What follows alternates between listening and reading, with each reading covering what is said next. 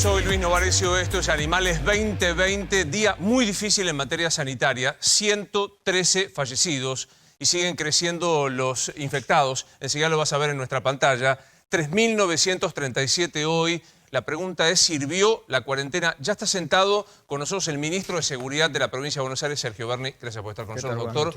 Me parece que hay que hablar también de la otra pandemia, que es la inseguridad. Aquí sentado Berni dijo, estamos viendo delitos que antes no veíamos. Hoy se produjo un hecho tremendo de un jubilado que fue abordado en su casa, se defendió, está detenido domiciliariamente por exceso de legítima defensa, actuó para defenderse de los delincuentes. Hay mucho de política.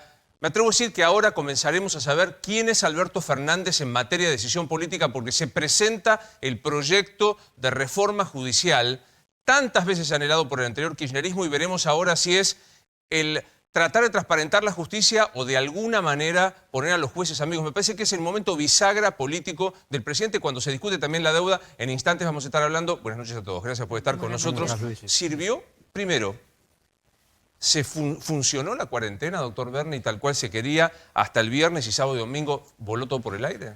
Bueno, primero que es contrafáctico porque usted no tiene una trazabilidad de la cadena de contagio.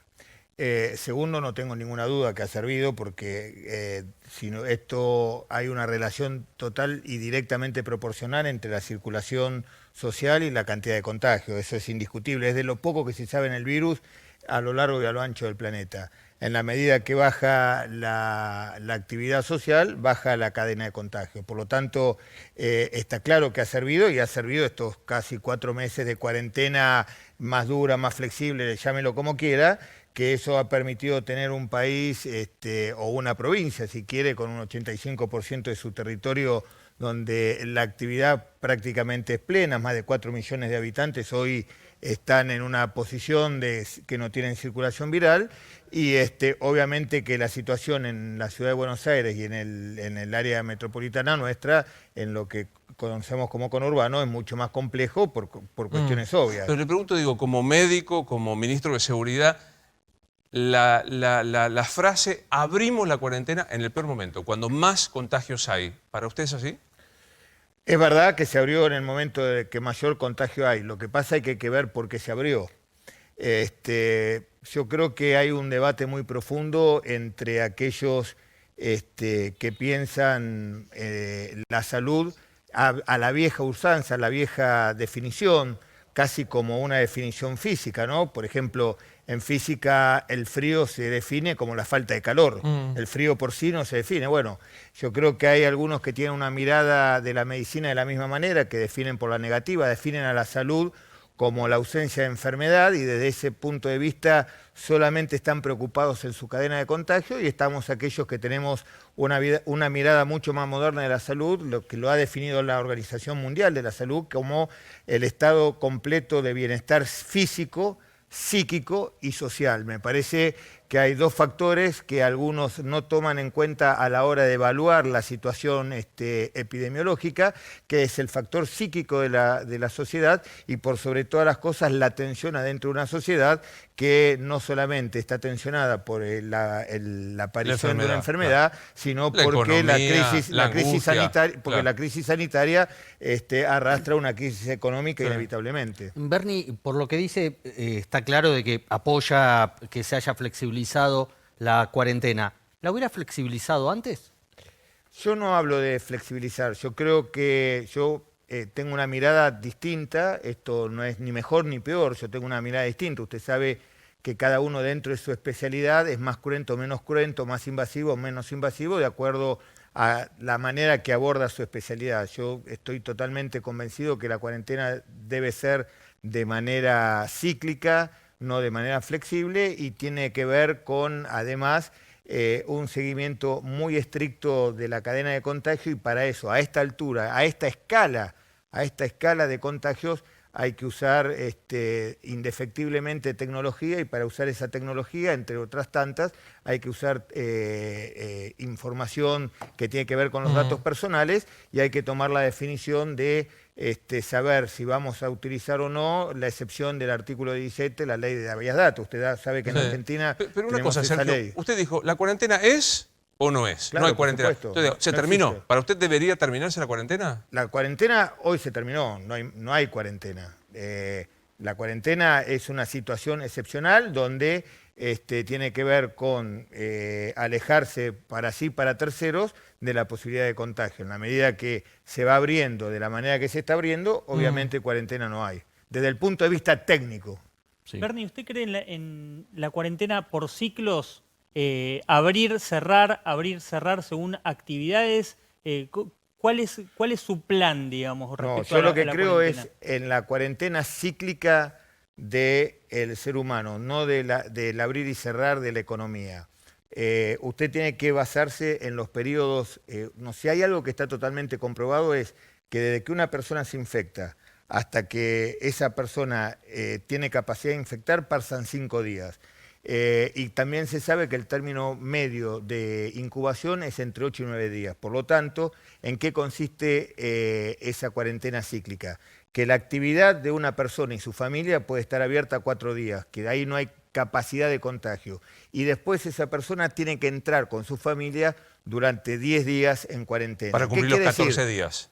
Para cumplir los 14 días. ¿Qué quiere decir? Un negocio que tiene 3 empleados, si un día trabaja, 4 días trabaja un empleado, 4 días trabaja otro y 4 días trabaja otro, el negocio no se cierra. Ahora, lo que sí entra en cuarentena cada una de esas personas. Pero para que esa cantidad de escala sea totalmente coordinada se necesita sí o sí tecnología y una tecnología aplicada donde el uso de datos es fundamental y bueno, hay que discutir si queremos o no utilizar la excepción de la Vías Data. Nacho, contame cómo reaccionaron los intendentes respecto a la cuarentena. Digamos, hay calentura alguna. Hoy se produjo un encuentro muy importante. Sí, hoy convocó el jefe de gabinete Santiago Cafiero a intendentes de Juntos por el Cambio justamente para empezar a hablar de la pospandemia, pero se terminó hablando mucho de lo que está pasando en la actualidad y uno de los temas fue la seguridad o la inseguridad. Los intendentes están viendo puntualmente un crecimiento del delito por encima de los niveles que se estaban registrando incluso antes de la pandemia. Esto que planteaba Bernie de hay nuevos delincuentes. Se lo plantearon a Cafiero, Cafiero transmitió obviamente que iba a hablar también con Axel Kicillof, con usted ministro, con la ministra Frederick. ¿Hay nuevos delincuentes? Usted lo planteó aquí, pero ¿hay nuevos delincuentes no... que no venían delinquiendo, básicamente? Sí, en realidad, ¿qué es lo que está pasando con el delito hoy? Nosotros vemos un aumento desde el techo, desde el piso que tocó las estadísticas criminales. ¿Qué quiere decir? Desde que empezó la cuarentena ha habido un descenso abrupto de las estadísticas delictuales y levemente empieza a tomar su ritmo. Todavía en un promedio estamos entre un 17% en la mayoría de los delitos por debajo de su media habitual. ¿Qué quiere decir? Que si tomamos los meses de enero a mayo del año pasado y lo comparamos con enero a mayo de este año, estamos en un promedio 17-18% por debajo de la media anual. Ahora, es claro que el delito empieza a tomar su ritmo habitual, pero además nosotros sabemos que, como decíamos recién, esta crisis sanitaria pone la crisis económica y creo que nadie puede discutir la relación que existe, no solamente entre pobreza, sino desigualdad y delito. Por lo tanto, estamos poniendo todo nuestro esfuerzo en generar un mecanismo de refuerzo con mirada en materia de seguridad que no tiene que ver solamente con cuestiones cuantitativas, sino fundamentalmente con cuestiones cualitativas. Hoy hablé a ver si lo puedo poner más brutalmente real. Hoy hablé con un intendente que me dijo, en estos términos, no achacándole responsabilidad a nada, con este parate que tuvimos de 4 meses que va a seguir en materia de pandemia sanitaria, nosotros esperamos un octubre y un noviembre dificilísimo, de gente que no va a tener de dónde agarrarse, que va a empezar, algunos dicen el caso del jubilado de hoy, que ahora lo vamos a ver, que le voy a pedir que me lo cuenten los chicos, empieza a reflejar lo que pasa, que la gente va a salir a buscar lo que necesite como sea. ¿Teme un octubre, un noviembre heavy? Yo creo que ya en septiembre vamos a empezar a ver los coletazos fuertes que ha dejado esta crisis sanitaria.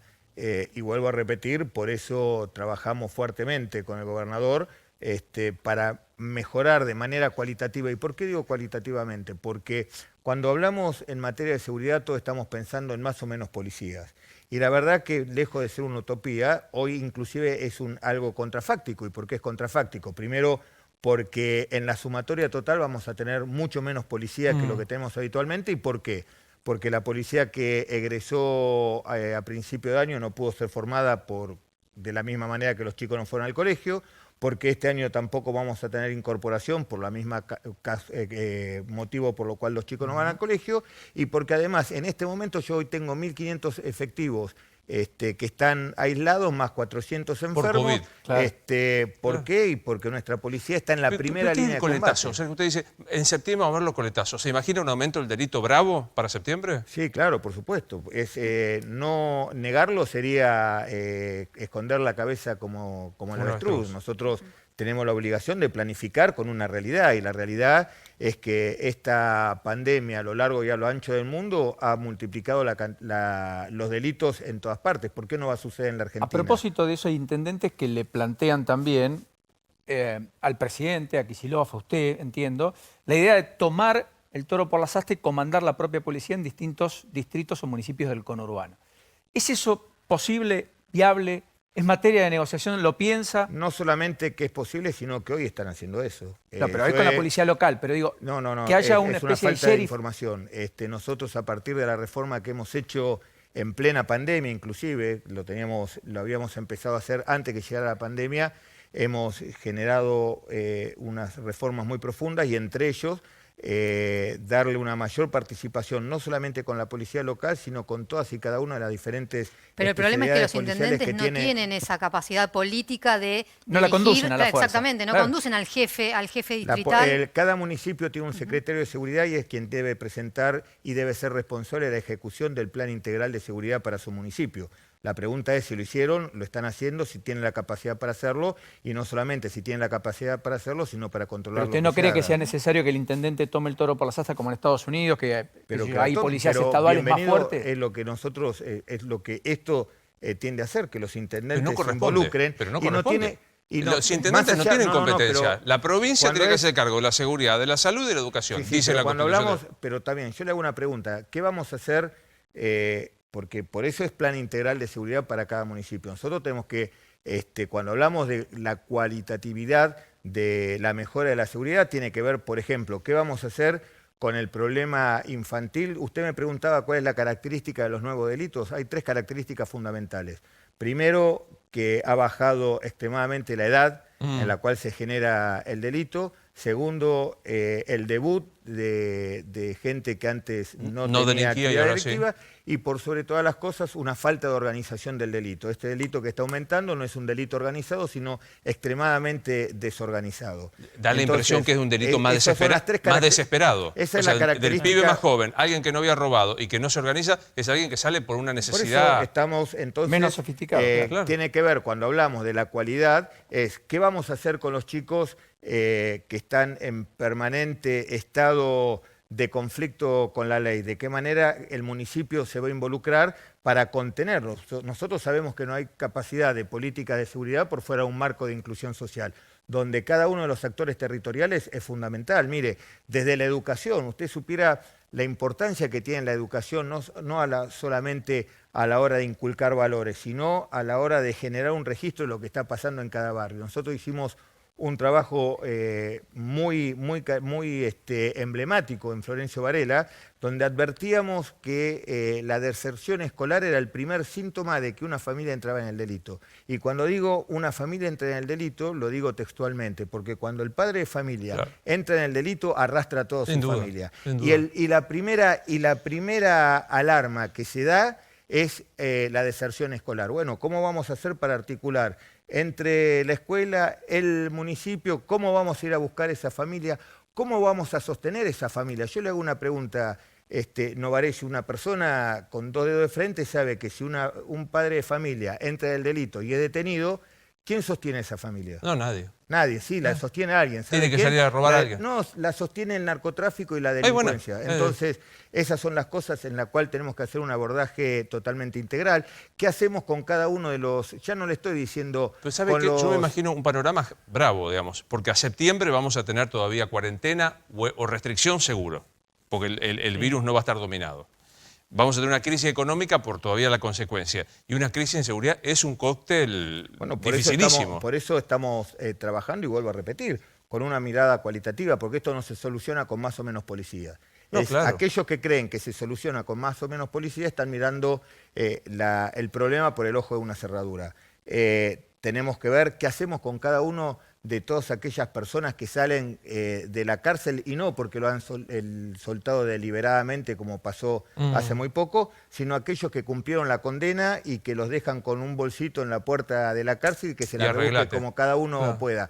¿Qué es lo que puede hacer una persona de esas en una situación de crisis económica como esta, si no es más que volver a la delincuencia? Entonces, al día siguiente, estas son las cosas de políticas integrales y de miradas integrales que si nosotros no asumimos la responsabilidad, no solamente del área de seguridad, sino de manera integral e integrada con cada uno de los actores de la comunidad, estamos claros que la ola nos va a llevar puestos. Quiero que repasemos ahora el caso de este jubilado, que por favor quiero que me lo cuenten qué pasó, pero digo, al día siguiente que usted vino y contó esto, estamos viendo gente que delinque nueva, ahora lo perfiló todavía mejor.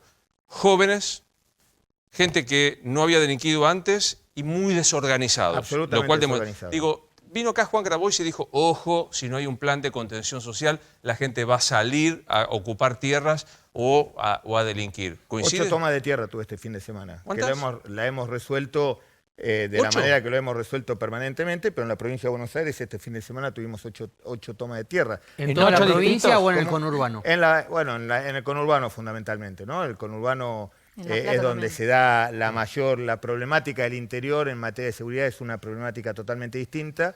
Y cuando hablamos de la problemática seria, porque hoy estamos hablando epidemiológicamente de una pandemia y no entendemos que además de una pandemia en la provincia de Buenos Aires tenemos una enfermedad que es endémica, que es la inseguridad y que mata tanto o más que el coronavirus, si hacemos una cuenta de estos últimos 4 o 5 años. Me quedo muy pensando en lo que planteaba Nacho, ¿no? O sea, hoy los intendentes, después vamos a hablar de los otros reclamos, el tema obra pública, el tema inversión, pero digo, los intendentes le dijeron, ojo, la inseguridad al jefe de gabinete. Clave, uno de los puntos clave que trataron y que de alguna manera Santiago Cafiero también reconoció que era lo que estaban viendo desde el gobierno nacional. El hecho que vos contás que pasó con un jubilado... ¿Qué pasó? Contémoslo.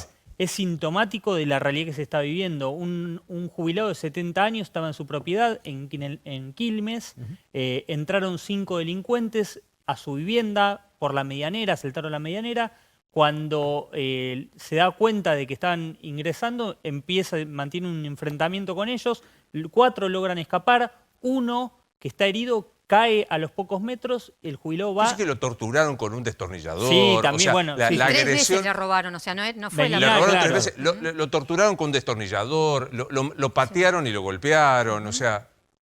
Y lo remata, y las cámaras de seguridad lo advierten. O sea, el jubilado persigue a este que se había escapado que se cae a y le unos pocos dispara. metros, ya no tenía forma de huir, según lo que están diciendo los investigadores. El problema, Luis, de este jubilado, más allá de lo que termina haciendo, es que hay una sensación de hartazgo de la gente. La ley del talión, el ojo por ojo, nace cuando la justicia y cuando el poder del Estado no llega y no pena al que delinque. A mí me parece que nace primero por un estado de desesperación, digamos, que hay que verlo, y comparto con vos. O sea, la justicia preventivamente calificó este hecho como un exceso en la legítima defensa y lo arresta de manera domiciliaria. ¿Actuó en legítima defensa este jubilado? Mire, aparentemente actuó en legítima defensa. Me gustaría ser el abogado del jubilado, pero hay una cuestión que es cierta. Nosotros estamos pasando por una crisis de justicia y que no tiene que ver solamente con la transparencia o poca transparencia de la justicia, tiene que ver con la justicia si funciona o no funciona. Tenemos una grave crisis en la justicia, no solamente no funciona, funciona mal, funciona sin pocos elementos, funciona de manera desordenada y obviamente hay una justicia que está mirando más los derechos de los delincuentes que los derechos de la ciudadanía en común. Digo, hoy habrá visto, no sé, ¿ve redes sociales? ¿Le importan redes sociales? Más ¿Cómo? o menos? ¿Ve las redes sociales? No, no miro. Porque había hashtag que decía chau Fuera Bernie, Bernie. a partir de este hecho de inseguridad. A partir de este hecho y del caso de Facundo Facundo Astudillo Castro, Claro. que en algún momento deberíamos hablar. Cuando quiera, pregúnteme lo que quiera. ¿Qué pasó? Digamos, Eso es lo que tenemos que averiguar, qué es lo que pasó. ¿Usted cree que la policía bonaerense, No, no es ningún lo que miembro yo- de la policía bonaerense tuvo ninguna participación en la desaparición de Facundo Astudillo Castro? Esto no es una cuestión de fe, no es cuestión de creer o no creer. Cuando la justicia ordinaria, primero, cómo esta causa se origina por búsqueda de paradero, porque la denuncia de su ausencia sucede 40 días después de la última vez que lo vieron. Empezó a investigar la justicia ordinaria empieza a generar las primeras acciones, la madre con una mirada que tiene que ver obviamente... Es la mamá. Que es la mamá, víctima. dice que debería investigar la justicia federal, algo que me parece lógico, porque si la madre, más allá de que tenga o no correlato la justicia ordinaria, me parece que a una madre que está desesperada buscando a su hijo, hay que tratar de darle transparencia a la investigación. Me pareció bien que investigue la justicia federal. La justicia federal comenzó a investigar, pero cuando la justicia ordinaria le dejó la causa a la justicia federal, en un escrito dejó asentado que no había ninguna prueba objetiva al momento de la investigación que incriminara a los el último contacto de policías. Facundo es un retén policial. Sí. ¿Cómo? El último dato objetivo de la existencia de Facundo. ¿Eh? 3 veces pasó por un retén policial. Pasó en Buratovich, después la levantó un auto que era conducido por una oficial de la policía bonaerense que lo dejó en la entrada de Origosa, y después un transeúnte que iba porque Facundo tenía una estructura física muy chiquitita, y cuando pasa este transeúnte ve como si Esta es la última foto, ¿no? ve como un chico perdido por la ruta, le avisa al destacamento de Origosa, de Ordóñez, va, lo va a ver, y a partir de ahí se identifica y luego sube a un auto y sigue su viaje. Sí, Aparentemente, hace muy poquitos días, la Policía Federal encontró una testigo que fue la que llevó a Facundo hasta el cruce de las vías antes del puesto fitosanitario. Mientras avanza la investigación judicial, de usted depende asuntos internos. Usted ha hablado de la búsqueda de paraderos. ¿Se está investigando si, aunque sea después, cuando se inició la búsqueda, hay irregularidades de la policía y va a haber sanciones con respecto a la policía? Mire, si hay algo que no hacemos nosotros es encubrir a nada ni a nadie. Por lo tanto, hemos puesto todas los... Es más, la justicia federal, yo he dado la orden de que de manera voluntaria cada uno de los efectivos que estaban involucrados entregaran sus teléfonos, que hemos entregado un montón de documentación que la justicia no la había pedido, con el solo hecho de transparentar y además darle mayor velocidad a la búsqueda de Facundo. Yo me quedo, me parece que es importante que planteemos el tema de Facundo, pero me quedo con el tema del jubilado Ríos, creo que se llama. Sí, apellido, Jorge ¿no? Ríos. Ríos, ¿no? Quilmes. A mí me preocupa que si es o no una manifestación de esto que venimos contando, que es la desesperación, la convicción de los ciudadanos que son robados, que no tienen respuesta a la justicia y actúan por mano propia. ¿Se puede pensar, para usted se Bueno, trata de en, esto? en pero Quilmes, Quilmes han ocurrido muchas veces. muchos delitos, incluso durante la pandemia. No, y hace muchos Y hace años que muchos viene años, el sí. conurbano, hace Golpeadísimo. muchos años Además, que viene una con marcha este problema. pidiendo- Es un problema pidiendo- endémico el sí, conurbano. una marcha pidiendo Pero hubo por algunos seguridad. episodios recientes, Sí, me claro. acuerdo que se infiltraron hace poco delincuentes en una manifestación. Estaban protestando los vecinos por los Seguridad. delitos y se metieron a apretar a los propios vecinos. Ya llega a una situación de impunidad ante lo que está En pasando. que la Caseros, gente, lógico, que en se- Caseros se- en 3 de febrero hubo enfrentamientos con la propia policía, hubo robo de armas. El, hasta el donde- tema es, Hoy más un allá de lo judicial, enfrentamiento- es qué puede hacer la policía Y también. una Claro. movida social bancando al jubilado. A mí me preocupa porque, digamos, cuando se plantean que quiero decir que cualquiera que ha sido robado en su casa y sé de qué se trata, sabe lo que significa. Una de las Claro, situaciones por más supuesto. horripilantes que te puede pasar en la vida. Hoy había una movida social, yo vi al hijo del señor Ríos, a los vecinos que decían, ¿hizo bien el jubilado? ¿Hizo bien el jubilado? Mire, la verdad que no sé si hizo bien o hizo mal. Lo mejor es no hacer nada. En un caso, yo soy de aquellos que está totalmente convencido que el uso de las armas de fuego solamente es para aquellos que son profesionales, para la policía. Tener un arma, hoy le salió bien, le podría haber salido mal. La verdad que las estadísticas dicen que aquellos que usan armas de fuego en legítima defensa siempre corren más peligro de Igual morir que morir salirle el bien también, delincuente. ¿no? Sí, O mató sea, a una esa, persona, claro, salirle bien. Que Hay que bueno, ver. Sí, no, que pero salvó su vida. Yo decimos creo que que está salvó diciendo su lo que vida. usted está Bueno, diciendo. pero que trata salvó- la legítima defensa, ¿no? Sí. Me parece que el uso de arma de fuego en uso de la legítima defensa solamente debe ser para aquellos profesionales que es la policía, que son los que están entrenados para eso. Todas las estadísticas dicen que aquellos que usan arma de fuego para defenderse... en su No mayoría, debería ir preso el ponen en jubilado riesgo para usted, Bernie. necesariamente su No debería vida. ir Lo que preso el pa- jubilado, ¿no? ¿Cómo? No debería ir preso el jubilado A mi para usted. entender y con los elementos que Sí. tengo de juicio, no. Por eso digo, me gustaría ser abogado del jubilado. Ahora, Ahí el problema es obviamente que- que debe haber algunos detalles de lo que ha sucedido que no tenemos la información, Sí, porque eso si no hasta que no sería sea el expediente. incomprensible Sí. que hoy estuviera detenido. No, ahí el problema es que esto empiece a ser imitado. O sea, no que la gente empiece a tener Claro. la convicción de que es el único modo, porque si viene un septiembre difícil y hay que defender lo suyo y no, se llega... mire, en este tipo de legítima defensa hay permanentemente a lo largo y a lo ancho de la provincia. Usted recién me hablaba de los delincuentes y los enfrentamientos. Para que usted tenga una idea, si no me fallan los números, porque a esta altura pero ya debe haber, en lo que va del año, 70 enfrentamientos policiales con delincuentes abatidos, y tiene que ver con la profesionalidad y el uso racional del arma de fuego. Bernie, ¿puede ser que esta situación también tenga que ver con que en la gente está la sensación, después de la pandemia, la crisis económica,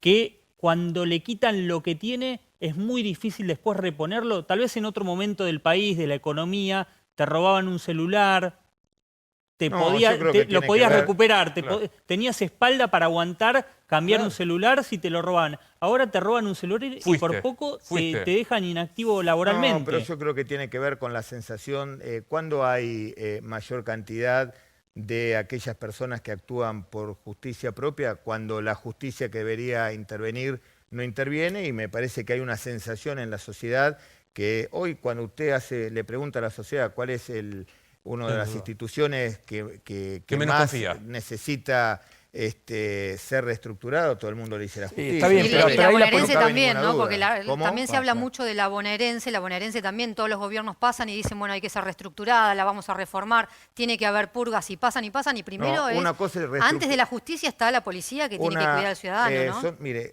¿no? Primero separemos la paja del trigo. Una cosa es una reforma, otra cosa es una purga. Son dos cosas distintas. Yo no creo que la purga sea una reforma.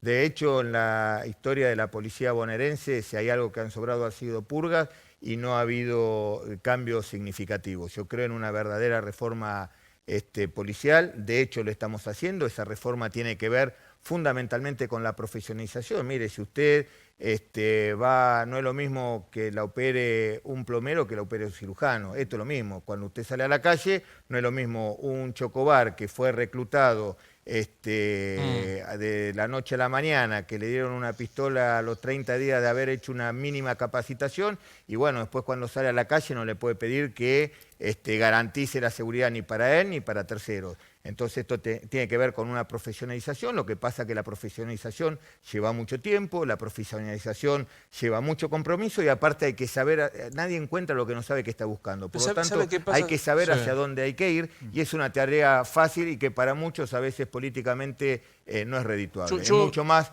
redituable parar 200 patrulleros que poner esa plata de patrulleros en horas cátedra para ver cómo Profesionalizar. profesionalizamos. Quiero decir que el diagnóstico lo comparto. La impresión que tengo que a lo que ya sabemos se agrega un condimento que no conocíamos, que es la consecuencia socioeconómica de la cuarentena, que no la estoy discutiendo, la estoy apenas describiendo. Usted para 4 meses al país, para literalmente 4 meses al país, deja sin laburo a un montón de gente, excluye a un montón de gente, que eso no sea un caldo de cultivo. Este intendente que hablaba conmigo me decía, mirá, ya los delincuentes tienen claro cuántos policías están afuera por COVID, y saben que hay menos policías en la intendencia, y saben que es un lugar más fácil para ir a cometer un delito. Y usted lo está diciendo, ojo que en septiembre todo este combo puede traer un coletazo bravo de la inseguridad. Sí, claro, por supuesto, y es una mirada profesional del análisis criminal que nosotros hacemos. Nosotros no hacemos futurología, hacemos análisis criminal. Y ¿La ese tiene claro el análisis... Gobierno Nacional ¿Cómo? esto? ¿Lo tiene claro el Gobierno Nacional? No vamos a entrar otra vez salvo Sí, que usted quiera. yo creo que obviamente que los que más claro lo tienen son aquellos que tenemos responsabilidad territorial. Las provincias son los que tienen la responsabilidad territorial de la seguridad en cada una de las provincias, que no es el caso del Gobierno Nacional. Y aparte el Gobierno Nacional tiene una mirada mucho más teórica que la consecuencia de estar directamente en el territorio, ¿no? Y eso es a veces lo que Pero uno cuando dice que tiene tiene una que mirada discutir. teórica, ¿Cómo? quiere decir, cuando dice que tiene una mirada teórica, quiere decir que no tiene una mirada práctica, conducente en hechos que hagan. ¿Sabe lo que pasa? Esto no es lo que le estoy diciendo es una descripción de la realidad.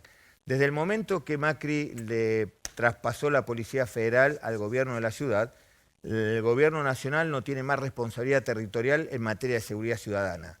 La seguridad ciudadana es responsabilidad y está en cabeza de cada uno de los gobernadores de cada provincia. Por lo tanto, el gobierno federal se ha quedado solamente con la injerencia de actuar en aquellos delitos federales, que no tiene nada que ver Está con bien, pero la eso es seguridad igual ciudadana. con las escuelas, es igual con la salud, porque no tiene hospitales, no tiene colegios, y sin embargo la responsabilidad de una política educativa o de política sanitaria es del gobierno nacional. No es el caso de la seguridad, porque la responsabilidad de la seguridad ciudadana está en cabeza de cada uno de los gobernadores. Bueno, lo quiero sumar porque me parece que está todo muy vinculado a Luis Cámara, uno de los integrantes del Comité de Expertos de Sanitaristas, Epidemiólogos, que asesora al presidente de la Nación. Luis, gracias por estar con nosotros. Buenas noches. ¿Cómo estás? Buenas noches, ¿qué tal? ¿Cómo les va? Bien. Empezamos hablando con el doctor Berni y yo decía, hay una impresión de algunos que dicen, bueno, hay que flexibilizar porque no banca más. Psicológicamente la gente no se lo banca más, socialmente se atropelló la cuarentena y económicamente hay desesperación. Justo se flexibiliza la cuarentena en el momento que más contagios hay. Hoy 113 fallecidos, siguen aumentando. ¿Qué decís a esto, Luis?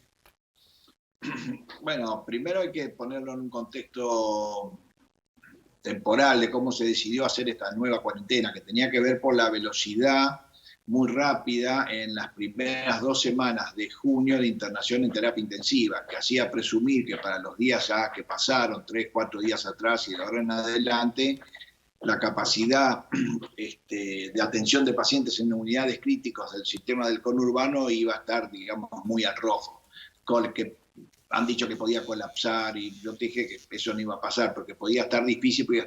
Entonces la cuarentena lo que tuvo el efecto fue retrasar eso, no disminuir el número de casos, Estamos en el momento de mayor desarrollo del virus, es como una especie de la batalla final, digamos. Hasta ahora hemos tenido muchos encuentros con el virus con distintos grados de bloqueo y con los distintos grados de bloqueo se fue pasando el tiempo. Entonces se generó una situación incómoda de que ya se hizo muy larga la cuarentena y el virus en la práctica no se rinde. Entonces, con este estamos dato, en este momento, sí, en el momento de la pelea grande con el virus, que yo estoy avisorando, veo una luz, digamos, en función de algunos datos que uno está recibiendo. Y por otro lado, el dato de hoy, el número de muertos duele mucho. Ese duele. También no es lo que yo tenía en mis cálculos. No es lo que vos tenías en tus cálculos. Ahora, Sí, también aprendimos que sí. la cuarentena nos iba a ayudar a prepararnos para tener las camas de terapia intensiva. Sí. Me parece que ayuda a entender, y mis compañeros me van a ayudar, cómo estamos ahora con estos datos, qué es lo que está sucediendo. Hay 853 casos confirmados de COVID internados en la UTI. Sigue subiendo. La Nación en su promedio general, 55.6. El AMBA sigue subiendo, 65%. ¿Alarma qué, Luis? Y va a ir subiendo porque yo te había dicho, creo que en la primera semana de junio, que teníamos 2 meses difíciles. Al hacer la cuarentena, en realidad vamos como postergando los fenómenos. Se posterga un poco más, se logró disminuir la velocidad de ascenso, pero se posterga 15 días más, digamos, como especie de la batalla final con el virus. Entonces vamos a estar agosto complicado. Es posible que en los últimos días de julio y 1 de agosto Cava ya tenga un cierto alivio por datos que dice el Ministerio de Ciudad, pero el conurbano, ¿te acuerdas que yo te he dicho que está 2 o 3 semanas atrasado la epidemia? Y lo terminó diciendo también el ministro Ginés hace pocos días. con lo cual cuando el virus se expanda hacia el conurbano más profundo, eso podría llegar a fines de agosto. Claro. Veamos un poco... Entonces, a lo largo de agosto vamos a estar como digo yo, días difíciles. Yo no creo que sean días tremendos, que no haya lugar, que los pacientes se fallezcan porque no haya atención, pero sí van a ser días que vamos a estar en algún hospital tapado, el al lado no, trasladar pacientes, mover, hacer gestión hospitalaria muy importante, que es lo que nosotros estuvimos haciendo un poco en una reunión con CREPLAC y también con Fernán Quirós. Pero ahora sí, el número de fallecidos me preocupa un poco. Le preocupa. Quiero preguntarle a Bernie, en su doble condición de ministro de Seguridad y como médico, pues digo, estoy viendo la progresión, siempre el celeste es la provincia, el verde es la ciudad, la cantidad de infectados sigue subiendo, la cantidad de internados en terapia empieza a tener una alarma naranja, me atrevo a decir. En tus recorridas que estás haciendo, digo, desde el punto de vista sanitario, ¿cómo describís lo que está pasando en la provincia? Esos números no son reales, esos números son lo que nosotros... Cuando digo que no son reales, quiere decir que no refleja la realidad, no quiere decir que se están escondiendo o que se están dibujando. ¿No? Dibujando. Lo que estoy diciendo es, nosotros ahí lo único que estamos viendo es analizando a aquellos pacientes que presentan síntomas. Claro. ¿Por qué? Porque esto tiene que ver con el diagnóstico de los pacientes que presentan síntomas. No nos olvidemos que esta enfermedad se caracteriza porque un 70 o un 80% de los pacientes son asintomáticos, por lo tanto cursan sin pedirle una PCR. De hecho, hoy 3 personas conocidas mías que viven aquí en Capital Federal le han hecho diagnóstico de coronavirus sin hacerle una PCR, sino por el nuevo algoritmo de COSO de práctica, que todo paciente con síntomas respiratorios es coronavirus hasta que se muestre lo contrario. Por lo tanto, lo que estamos viendo ahí son pacientes detectados con coronavirus solamente que se han hecho la PCR. Claro. Eso no refleja a aquellos pacientes que tienen coronavirus y que no han pasado por la PCR. Sí, lo que es real igual es el dato de cama de terapia intensiva, quiero que se interprete bien para despejar cualquier mala intención. Que no refleje la realidad no quiere decir que se están tapando los datos o que se están escondiendo datos. Quiere decir que lo que estamos mirando ahí solamente son las PCR de aquellos pacientes que son sintomáticos. Estamos dejando afuera a aquellos pacientes que son asintomáticos. Contame, Rosario, porque hay preocupación en los barrios vulnerables de la provincia. Sí, hablaba recién el doctor de si llega esto a los barrios vulnerables. Ya lo vimos con Quilmes, con Villa de Tatí, qué pasó con el foco de las villas. Bueno, ¿cuál es la situación actual? Al 15 de julio, porque es el último dato que tiene la provincia de Buenos Aires con respecto a los barrios populares. Hay 10.457 casos en todo el conurbano, en los barrios más vulnerables. Este porcentaje es un poco más del 18% del total de los casos de la provincia. Pues total tenés 58.000, para decirlo, 10.500 en los barrios vulnerables. Sí. Ahí tenés el 18,5%. Es un número alarmante, bueno, es un número que se viene manteniendo desde hace un mes. No viene creciendo, se viene controlando. Incluso en la provincia dicen que de todos modos se vienen controlando más por el plan detectar. Claro. Pero están en alerta, ¿por qué? Porque hay fallecidos 116 y tenemos también otra placa en donde damos un detalle de los distritos más complicados. Quilmes de vuelta, ¿no? Sigue siendo Quilmes el distrito más complicado con 1.583 casos. ¿Qué es de lo que dicen en Quilmes? Justamente, como empezó allí el foco de la pandemia en los barrios más complicados, se llevó el plan detectar a muchísimos barrios más con respecto a otros distritos. Incluso, ¿qué es lo que se está haciendo ahora? Bueno, en Quilmes se están aislando justamente en los mismos barrios vulnerables a los ciudadanos. Y un dato, tuvieron que cerrar 2 centros de aislamientos porque la gente de los barrios vulnerables no iban, y esto también es una pregunta para Bernie, ¿no?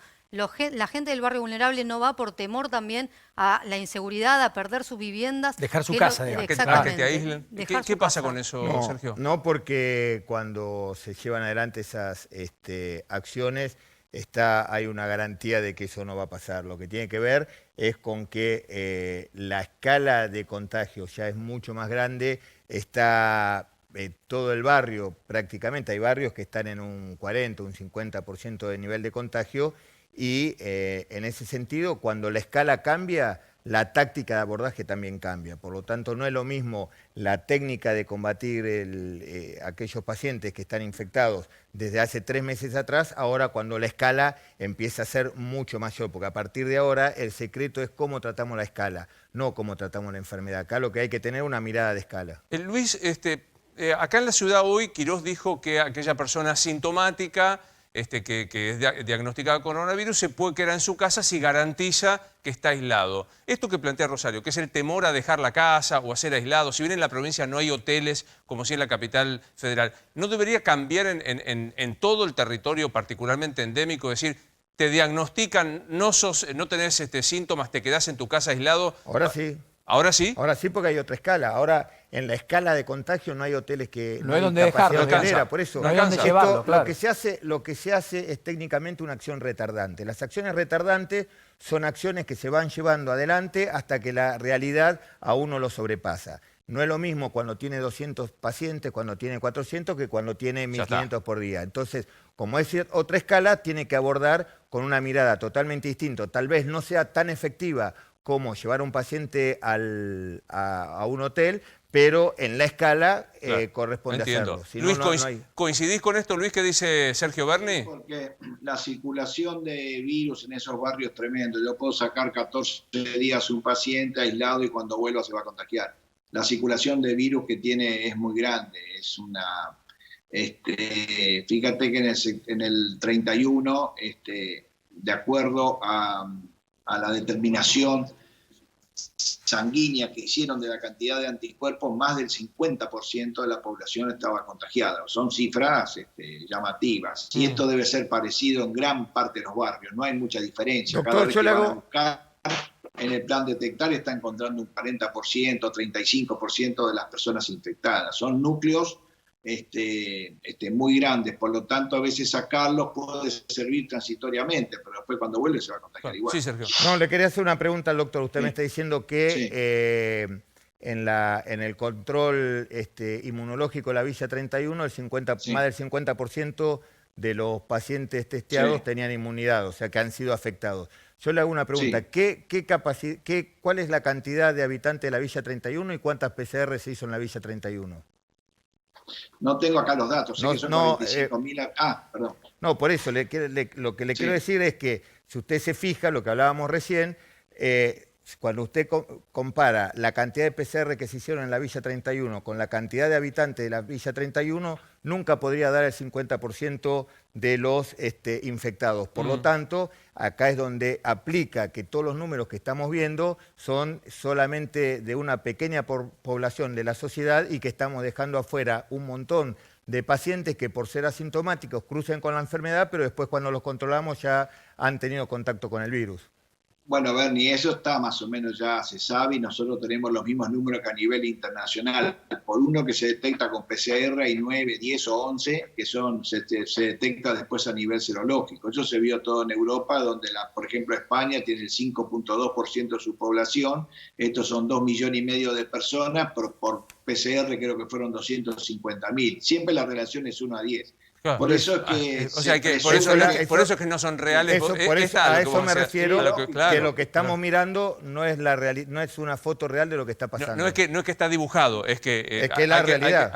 Una cuestión política que me da curiosidad. ¿Cómo fue que le pidieron que se amigara con Sabina Frederick? No me pidió nadie que me amigara le pidieron que bajara. Con Sabina ¿Se reunió Frederick. con Alberto Fernández? Tenemos una realidad en la provincia de Buenos Aires que es que necesitamos la intervención y la coordinación y la asistencia del gobierno federal, más en una policía, como decíamos recién, que tiene casi 2.000 efectivos, pero 2.000 efectivos de calle, porque cuando uno habla de 2.000 efectivos, sabe que un porcentaje son administrativos, otro porcentaje son de investigación, otro porcentaje son de policía científica. Cuando hablamos de 2.000 efectivos, estamos hablando de 2.000 efectivos de calle que han tenido que ser aislados. Es más, nosotros tenemos ya 3 policías muertos con COVID positivos, 2 que estamos esperando la histopatología para confirmar cuál fue la causa de muerte. Por lo tanto, lo que dice el doctor es que, y que comparto, que hay una gran circulación viral y nuestra policía está en la primera línea de combate, estamos teniendo las bajas de combate, el cansancio de combate y que necesitamos... Pero no se me vaya a la política, porque Rosario le hacía una pregunta. Hay 2 versiones. Una que se reunió con Alberto y que le dijeron, en medio de la interna feroz que hay en el Frente de Todos, digo, hay que verlo, ¿no? Bonafini, la propia presidenta de la Nación y demás le dijeron, hay una versión que dice se reunió con Alberto Fernández. La otra versión es que Alberto dijo, no me quiero reunir con Sergio Berni, no lo quiero ver a Sergio Berni. La verdad que no sé, yo la relación de provincia y nación la lleva el gobernador y el presidente. Yo tengo ¿Se reunió con Alberto? Yo tengo una responsabilidad institucional que tiene que ver trabajar para mantener y garantizar la seguridad de los bonaerenses. ¿Entonces se reunió con Alberto? No, no me reuní con Alberto. Con el presidente hablamos las veces que tenemos que hablar y entre todas las cosas que hablamos, cuando hay reuniones que tienen que ver con el tratamiento de la pandemia, que es el tema fundamental, cada uno expresa lo que piensa con una mirada estratégica hacia el futuro. ¿Y qué le pasa cuando le escucha a Bonafini decir lo que dijo? Que no se puede reunir con los empresarios del presidente, que es una tradición, o Víctor Hugo diciendo que hizo un bollito con sus convicciones. La verdad, yo creo que un presidente se debe reunir con todos, por eso es el presidente de todos los argentinos. Nos guste o no nos guste los empresarios que estaban ahí sentados, el presidente que estaba ahí es el presidente de todos los argentinos y no solamente debe, sino tiene la obligación de juntarse y escuchar a cada una de las voces. Usted siempre dijo, mi jefa, mi líder. Son dos cosas distintas. A ver. El presidente de la Nación es el presidente de la Nación y tiene una responsabilidad institucional. Yo vengo de un espacio político que me parece que ya no... ¿Quién es el jefe y quién es el líder? El jefe institucional es el presidente de la Nación. En una república como la nuestra, el presidente es la única autoridad porque es unipersonal el ejercicio del poder en una república como la nuestra. ¿Y el líder del movimiento? No, el líder de mi espacio político, que son otra cosa, no del movimiento, de mi espacio político. El movimiento peronista hoy no tiene líder. ¿Cristina no es la líder del movimiento peronista? El movimiento peronista hoy no tiene un líder. Cristina hoy es la líder del frente de un espacio político que comenzó siendo el Frente para la Victoria, después se fue transformando con diferentes nombres, pero el peronismo a lo largo del país...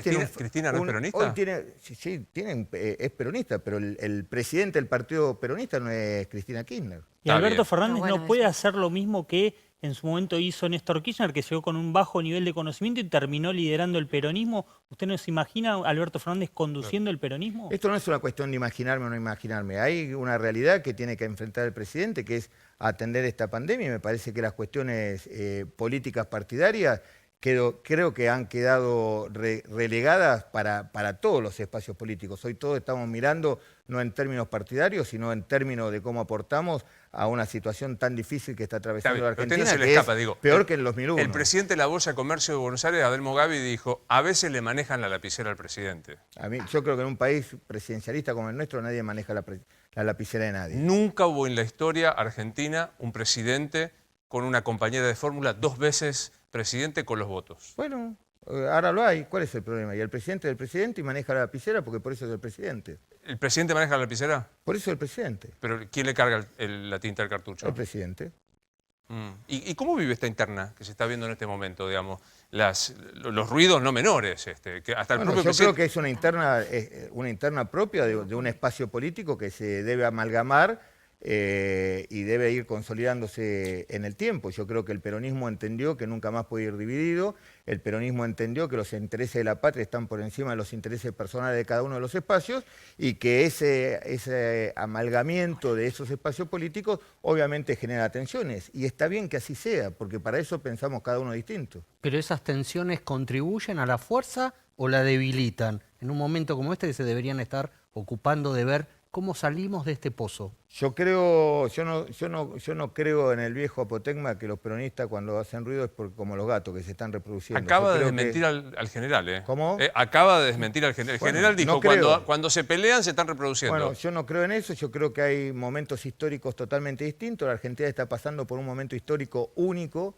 que es irrepetible, que es irreproducible, y me parece que necesita el esfuerzo de todos los espacios políticos para ya sea del oficialismo y de la oposición. Y cuando digo el oficialismo, digo de todos los espacios que entre muchos nosotros pensamos distinto también. Lo interrumpo porque me dicen que Rosario ayer tiene una información de último momento. Sí, estábamos hablando recién y mirando los distritos con casos de coronavirus. Un intendente con coronavirus confirmado hace un rato nada más, le está avisando además a todos los contactos que tuvo, es el intendente de Merlo, sí. Gustavo Menéndez. Estuvo con la vicegobernadora Verónica Magario y con distintos funcionarios a los que les está contando un poco lo que pasó. Reiteramos un anticipo. Gustavo Menéndez, el intendente de Merlo, es positivo para coronavirus, es el segundo intendente del conurbano después de Martín Insaurralde. Por supuesto, sí. Estuvo reunido con Arroyo el miércoles. Sí, De está vuelta, avisando, Arroyo. Otra vez Arroyo. Arroyo. pobre. Verónica Magario. Sí, pues son Sí. los que se está mueven. avisando de todas maneras a todos sus contactos. Se hisopó este mismo mediodía, lo confirmaron hace 3 horas. Va a ser una comunicación oficial mañana, está avisando todos los contactos, etcétera.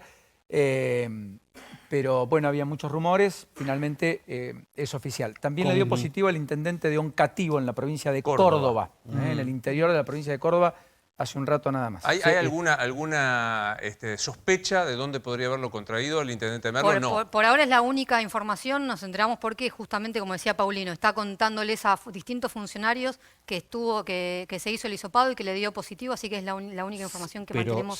sabemos hasta que se ahora. reunió entre las personas con las que se reunió la vicegobernadora. ¿Con el gobernador no?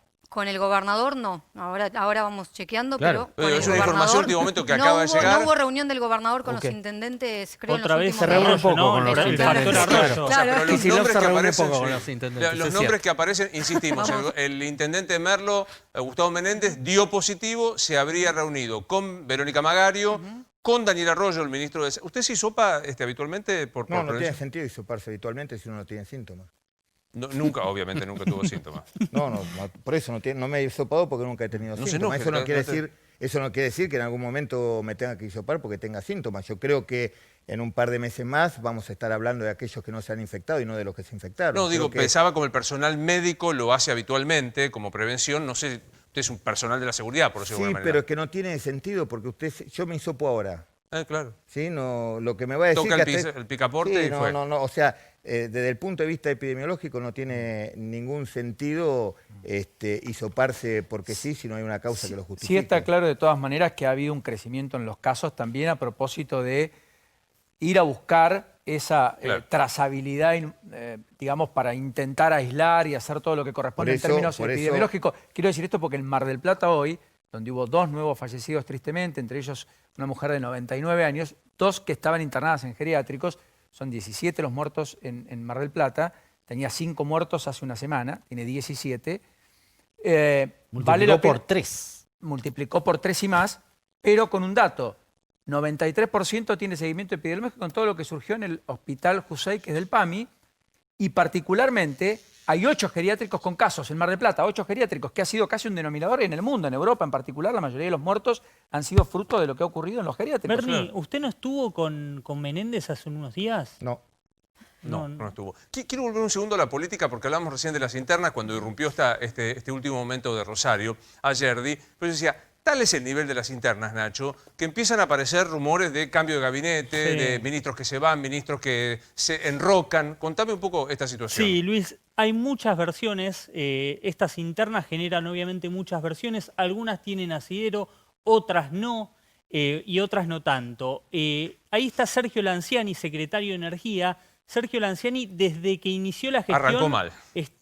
Mantuvo enfrentamientos. Primero con un funcionario de su ministerio, luego con su jefe de gabinete, que era un albertista de la primera hora, Federico Martelli, que tuvo que irse. Sergio Lanciani está apuntado por todos. Preguntes donde preguntes, en la coalición de gobierno Sí. te hablan mal de Lanciani. Desde el día 1, ¿eh? Exactamente. Sí. Y ya no tiene el sostén político que lo amparaba en el inicio desde Misiones, de la provincia de No Mendoza. tiene, es curioso porque es la primera vez, creo que en la historia argentina moderna, que el secretario de Energía no tiene vínculo con la principal empresa energética de la Argentina. ¿Por qué no Claro. sería así? Que es YPF. Bienvenido a la Argentina. ¿Qué es Bienvenido a la YPF? Argentina. Me Es una sorprende la cosa de loco. rosarina María Eugenia Bielsa. María Eugenia Bielsa, bien Sí, digo. María Eugenia Bielsa la sostiene Alberto Fernández, tiene una relación muy buena, pero las críticas por la gestión, por tardar en iniciar el ministerio, es un ministerio nuevo, pero le machacan eso, que la gestión viene muy lenta, el nivel de ejecución muy bajo, El más por bajo. debajo del 20%. ¿Se acuerdan que lo dijo acá Grabois mismo, Ajá. no? O sea, que no estaban obteniendo respuesta del ministerio, ¿no? Tiene, te diría, críticas externas, internas y hasta desde el albertismo mismo, como dijo Rosario el otro día, el albertismo no existe, pero que lo hay, lo hay. Arroyo. Daniel Arroyo tiene críticas, obviamente tiene un ministerio parcelado desde el inicio, tiene múltiples cabezas por debajo que le tornan la vida muy difícil, tiene todavía el apoyo de Alberto Fernández, no, te diría, cuando pasó lo de las compras, no salió eyectado Arroyo en ese momento porque es Daniel Arroyo, Sí. porque... Por su trayectoria, me Por atrevo su a decir, ¿no? trayectoria y porque Sí. Alberto Fernández lo considera una persona honesta. Bien. Mercedes Marcó el Pon, la mamá del cepo, del original cepo, ¿no? Porque a veces uno pasa en la historia y nadie recuerda. Mercedes Marcó el Pon era la que decía que iba a pacificar la economía argentina. Le fue bárbaro. Tuvo un éxito fenomenal con el tema. Y el autor del cepo es la que sugiere el tema del cepo. Sí. Sí, maliciosamente quienes no la quieren en el gabinete le dicen Marcó del PRO. Le dicen así. Porque le he dejado mucho de la línea, ¿no? Sí, Claro. tiene muchos de línea. También tiene a Ricardo Echegaray abajo, ¿no? Que se reincorporó a su trabajo y que es una presión adicional porque lo que le están machacando a Marcó del Pont es que no recauda como lo hacía Echegaray. En sus tiempos como administrador. Y el ministro de después, Trabajo. Claudio Moroni, yo te puse Bielsa, Arroyo y Marcó del Pont en amarillo porque todavía tienen crédito. Sí. Están cuestionados, pero tienen crédito. Lanciani te diría que es una cuestión de días. Moroni, el ministro de Trabajo, lo cuestionan a partir de este tema de mercado libre con camioneros. Aprovecharon también para avanzar, pero es un hombre incondicional del presidente. Tiene críticas en el Patria. Tiene críticas en propios sectores del gobierno nacional, pero el presidente, lógicamente, es un hombre propio, no lo va a soltar. Moroni es albertismo puro. Quiero decir, después del papelonazo de Mercado Libre, en donde el sindicalista ejemplar le bloquea a la empresa de más capital que todas las reservas del Banco Central, la más exitosa, que en algunos casos cumple servicios esenciales de entrega de elementos, y no se enteran por la tele, así que hay mucho enojo con este tema. De Frederick no sabemos nada. No, de Frederick, sabes que no hay esos rumores. No hay esos rumores más allá de que empiezan a haber algunos cuestionamientos, pero no son rumores de salida. Son cuestionamientos a lo que en algún momento decía Bernie, que tenía que ver con la territorialidad. Claro. La falta de territorialidad. Igual convengamos que la señal que intenta dar siempre Alberto Fernández es que él no quiere hacer cambios. Esa es la señal que él siempre trata de dar, de que él no quiere hacer cambios, está cómodo con el equipo, pero lo que pasa es que van cayendo cada vez más las presiones. Incluso que responde el trascendió. propio presidente. O sea, Sí, a mí me parece que hay un pero ahí- gabinete... con el presidente. Ahí también es quien cede, ¿no? Porque el gabinete Claro. está conformado por 3 líneas. ¿Van a sacar a los funcionarios de Massa? ¿Van a sacar a los de Cristina o va a sacar al de Alberto? Claro. Todos Contame tienen que padrinos políticos. ¿Hay un repliegue del Totalmente. presidente Rosario? Hay un repliegue del presidente en cuanto a la pandemia. El presidente quiere empezar a dejar de lado un poco lo que tiene que ver con el coronavirus, que sean los gobernadores los que se pongan al frente de los anuncios. Hoy me decían en la Quinta de Olivos, cuando vimos el regreso a distintas fases de, por ejemplo, Jujuy, de Mendoza, de otras provincias, no estaba el presidente anunciándolo. Tenemos que empezar a correr al presidente de lo que sucede en el AMBA. Corrámoslo, es el presidente de toda la Argentina, no solamente de la ciudad de Buenos Aires y de la provincia de Buenos Aires. Por eso esta semana la idea es que los jefes provinciales tomen protagonismo con respecto al coronavirus y que Alberto Fernández empieza a salir justamente de escena de la pandemia. Obviamente se va a poner al frente de la economía, de lo que se llama en la Casa Rosada un plan integral de recuperación. Hablan que no solamente va a ser medidas de alivio, sino que van a empezar a hablar de la salida, de lo tanto que se habla de la pospandemia. Algunas medidas de esta semana, el apoyo al turismo, que hablaba Paulino el otro día de la crisis en la que está el turismo interno, solamente hay algunas provincias en donde se está reactivando con locales. Microcréditos para viviendas. Tucumán, una de ellas, hoy. Tucumán. Microcréditos para viviendas, y ahí también algo que le pedían a María Eugenia de Bielsa, que reactive, que se ponga en campaña, que gestione. Ayuda a clubes, son las otras medidas que se van a ir anunciando esta semana. Más adelante va a quedar blanqueo de Algunos capitales. funcionarios como Aníbal Fernández dijeron acá que los ministros hagan hablar para bancar al presidente. Que pidan la para que- pelota. El Empezaron a presidente salir, sí que lo ¿eh? quiere. Empezaron a salir. ¿Tendría que hablar más el gabinete para bancar al presidente que no sea el presidente? No me corresponde a mí decir, yo soy ministro de la provincia de Buenos Aires y no me corresponde a mí opinar sobre el gabinete nacional. La verdad que no, sería una desubicación. ¿Y sobre el gabinete provincial? ¿Qué pasa? Porque tampoco el gabinete provincial fuera de su El- caso y Teresa Goyán, García, quizá. Bianco. Sí, ¿cómo que no? Bianco, no El mucho jefe- más. no solamente el ministro de Salud, el viceministro de Salud, el jefe de gabinete, que es el vocero de todo el gabinete, El la ministro ministra, de la producción sale la ministra- poco, el ministro de la, el ministro de Educación el ministro sale de la poco. Producción, el ministro de Agroindustria. Hoy estuvimos en una reunión importantísima con todas las entidades del campo y que tiene que ver no solamente con cuestiones de producción, sino con cuestiones de seguridad, por sobre todas las cosas, por esta este episodio de rotura de silo bolsa que ha existido en varias provincias y donde en la provincia de Buenos Aires solamente hubieron 16, de las cuales 8 la hemos resuelto de manera inmediata y donde quedó claro la postura de que no tiene nada que ver con cuestiones políticas, que son hechos vandálicos, pero me parece que hay un gabinete que está muy activo y trabajando permanentemente, pero por sobre todas las cosas en el territorio, porque a diferencia de la nación, la provincia de Buenos Aires tiene un territorio que atender. Por eso estaba mirando la placa recién donde decía que el presidente necesitaba mayor protagonismo de aquellos actores territoriales y los que tienen peso territorial son los gobernadores y todo su gabinete que tienen que estar atendiendo. Si yo fuera gobernador, le diría al presidente, durante 4 meses tomaste la decisión de ser vos el que decía, el que anunciaba cómo se hacía y demás, y ahora que la situación se empieza a complicar, porque ahora la situación se empieza a complicar, nos tenemos que hacer cargo nosotros de la pandemia del coronavirus. Bueno, esas son diferentes miradas. Yo creo que se han tomado las definiciones que había que tomar.